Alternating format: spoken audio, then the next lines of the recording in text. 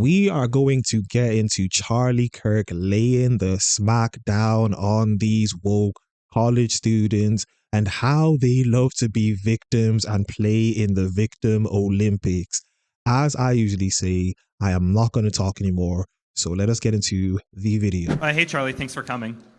I want to ask a question about racism. I know you've argued that systemic racism in the U.S. doesn't exist. I wanted to point out some answers I think that's obviously wrong and see what you think about it. So just starting with the issue of crime, we know for a fact, because it's been studied pretty extensively, black people and people who aren't black or white people use drugs, commit nonviolent drug offenses at pretty much the same rates.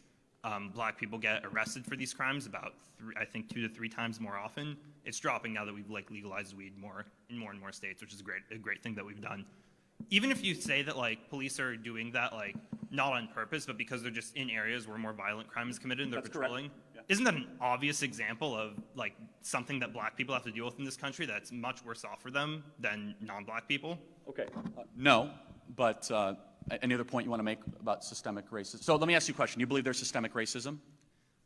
Just I would say that there's a lot of shit that black people have to deal with that makes them worse off in the country. He already started off with an incorrect point. He claimed that black people at the same rate, which is absolutely incorrect. Black people in America specifically are a minority of the population, but commit a significantly higher amount of crime than their population, which goes to show you that they do commit a lot of crime if they're a minority of the population. But he already started off with something that was incorrect, and I don't expect much more from these people. Okay, such as having to be around police all the time?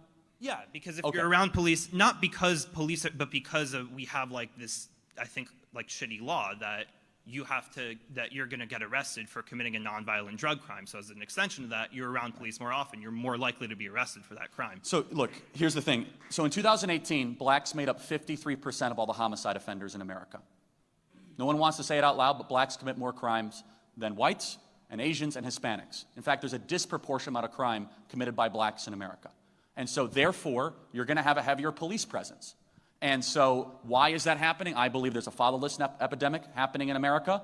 And I really don't have a soft spot for the argument hey, there's too many police around, therefore I can't deal crack without being interrupted. Not exactly very compelling to me. And what Charlie Kirk just brought up was also very true. The fact that there's more police doesn't necessarily mean that people are going to get arrested more. The only way you're going to get arrested more is if you're committing more crime. And the thing about liberals and wokies is they never want to address the root cause of the issue. They just want to shout racism and cry racism and woe is me. How come they don't talk about, as Charlie Kirk rightfully pointed out, the fatherless epidemic that is going on in the black community? How come they don't talk about a lot of the culture that goes on in the black community? How come they don't talk about that? Because they don't want to actually get at the truth. They don't want to know the truth. And if the truth slapped them in the face, they would say it's not the truth. Now, secondly, let me say this, though, is that there are issues, if you want to just talk strictly racial, that are disproportionately affecting white America, such as opioids and fentanyl. Not to say that blacks are not affected by this, but it is a disproportionate rural issue. Now, why would that be? Well, white individuals, because of the industrial kind of growth in America, were more likely to get involved in muscular trades in Ohio and Pennsylvania, especially in steel mill towns and such. Therefore, they'd be more likely to get injured at work. So you get likely to get injured at work because of the Sackler family, which you and I could probably agree are a bunch of criminals who should be put in prison for a long period of time. They started to overprescribe Oxycontin, into the communities, and therefore getting these people addicted to the high of an opioid and then searching for other places to go there. Before we get back into the video, I need all of you to turn on your post notifications so that you get notified when one of my videos come out. Subscribe to the YouTube channel, like the video if you enjoyed the video, comment down below. I'll try and reply to as many comments as possible, and follow me on Instagram and Twitter at YinkaThatGuy. Let's get back into the video. So we could play these kind of racial games all the time. Is it fair for someone in Southeast Ohio who's white, who was a son of a steel mill worker, and all these things, that they might have been more exposed to this sort of thing? I think that the hyper-racialization of all that is less important than the real, more fundamental question, which is, why does race matter in any of this? And I say it doesn't. I don't like looking at people through a racial lens. If you want to do that, which I said, the statistics are not good at all. In fact, it shows that there's an under-policing problem in black neighborhoods across America. In fact, 50% of homicides go unsolved in Chicago, 50%, because of lack of detectives and lack of police in a lot of these areas. And kind of for your daily thought crime, police prevent crime, and they did prevent crime in New York City. New York City was one of the most dangerous, murderous cities in the 1980s and early 1990s, and someone who I think gets unnecessarily mocked and smeared, Rudy Giuliani, became mayor and cleaned up that entire city. And to his credit, liberal Democrat who ran for president, Mike Bloomberg, continued those policies. And that's the thing with liberals, and not just liberals, just humans in general, a lot of the times, but I'll say liberals specifically and woke people specifically, is that they want to talk about race all the time and how there's systematic racism and the systems are racist, and they're holding people of color back. There's racism in every country. In African countries, there's racism. In African families, there's racism. In black families, there's racism. In Asian families, there's racism. But woke white people seem to feel the need that they're the only ones who can be racist, which in itself is racism. Look, any thoughts on that really quick? Because I want to get some other questions, but... Yeah, I think I wasn't disagreeing at all that police do a lot of great work. The only problem with that is that it is a true fact that that a factual extension of the fact that police are in certain areas more often means that if society has shitty laws, those shitty laws are going to be enforced more often. I think most people okay, but I don't think the law against okay, sorry to interrupt, but I don't think a law against dealing crack is a bad law. Okay, but what about weed? What about weed? I think the same applies for weed. You're much more likely to get arrested, and even if this isn't happening as much now, it happened much more often in the past. You're much more likely to get arrested. So there's been plenty of studies done by Harvard and Maryland showing there was actually an under-policing problem in a lot of these communities. You and I could do statistics all day long because I'm sure that there's plenty that you could cite. But first of all, I'm not a fan of legalizing marijuana. I think it's a really bad idea. But I can probably agree with you that there is a problem with locking people in prison for an extended period of time for using marijuana.